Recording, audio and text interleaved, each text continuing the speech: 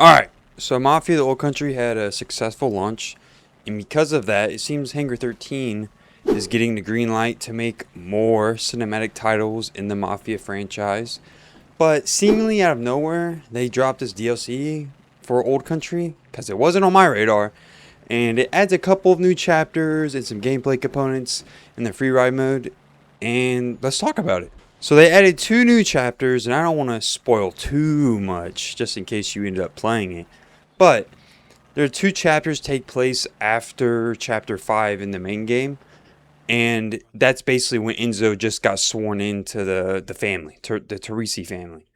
So it's about midway point of the game, maybe a little before that.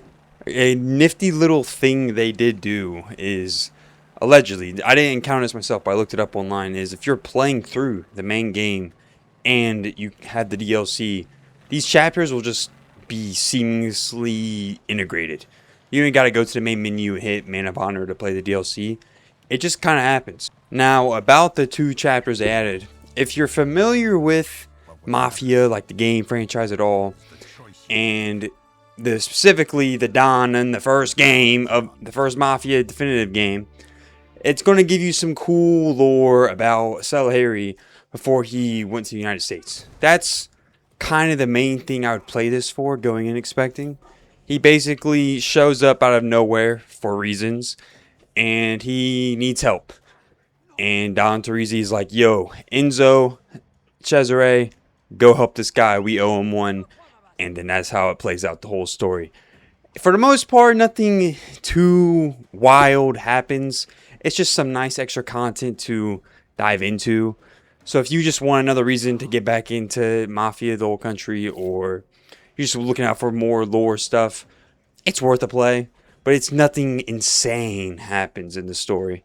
I will say though, they started this DLC off kind of wild. Like because it's been, I don't know, a couple weeks since I've played it, prepping for the DLC, and Enzo just off rip just double tapped somebody. I was like, holy hell, dude. And on top of that, the dude's like, I have a family, I have my kids. And Enzo just looks at him and says, Don, we'll take care of it. Don't worry about that.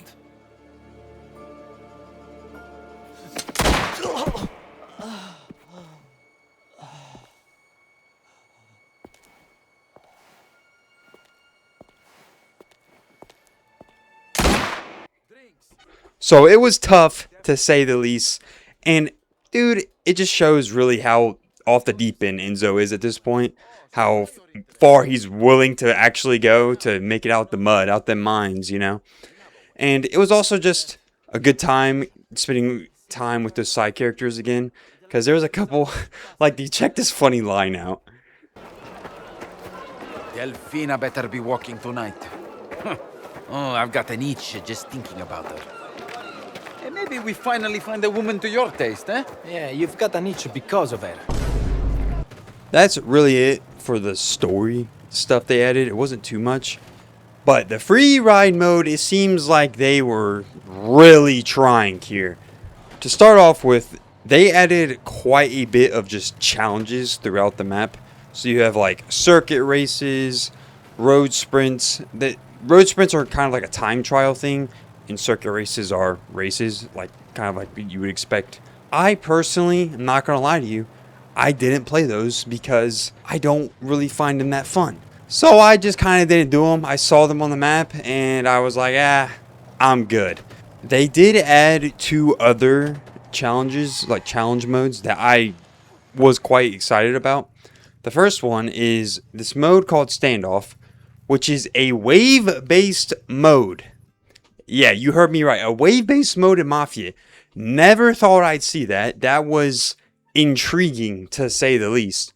When I opened up the map and I was looking through all the extra stuff they added into the map, I was not expecting to see that at all. So I saw that. I knew I had to go give that a spin, especially as a COD zombie enthusiast.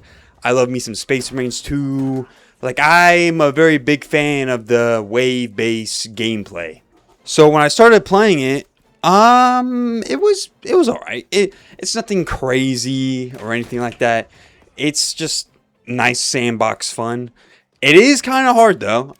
Way harder than I expected. I don't know if it's because I was on the hardest difficulty, but it was a little challenging. I died more than I would expect to die. But it's very bare bones. There's not a lot of like, there's no progression. There's none of that really. There's really just kill this amount of people in this amount of time as fast as possible, and that's it. But it's fun. It's Mafia. I wasn't expecting that, and I was like pleasantly surprised. The other one, unfortunately, I feel like it had a lot of potential, but it did not live up to the hype in my mind when I saw it. They added assassinations into the free ride, which is cool. I like the idea. Execution, not a big fan. The only reason why I'm not a big fan is because you literally have to stay. It's like a stealth mission. You can't get detected. And oh brother, if you've played Mafia, you know these stealth sequences they're not the greatest. Let's put it that way.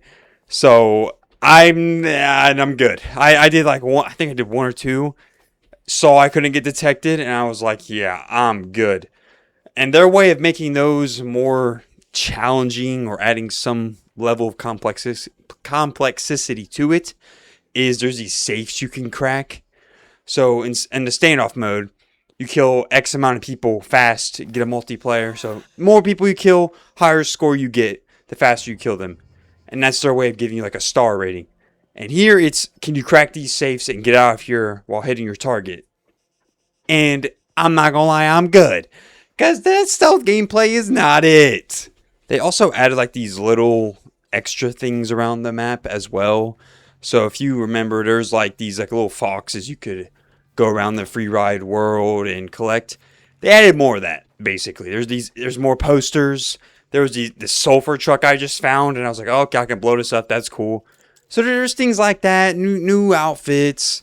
There's some new guns, a couple new knives, just some customization stuff they added. But I'm not a big collectathon guy. Like I need to collect everything and 100% this game and platinum it. Not my jazz. So I just did like one sulfur truck. That was cool. I'm not going to go through and collect all that stuff. The biggest thing they did add to the free ride mode was Salieri has these jobs now, effectively. And there's 7 of them. They're okay. It's by far the most content they add, like that they added in the free ride mode. But it does get kind of repetitive after a while. If you've played the main game, you're going to know exactly why this is repetitive. It's mostly the same stuff you've seen before, where you go to the objective, you stealth through it maybe, and then you do a gun shootout, rob something, get out of there. Very similar to the main game, but less story elements, basically.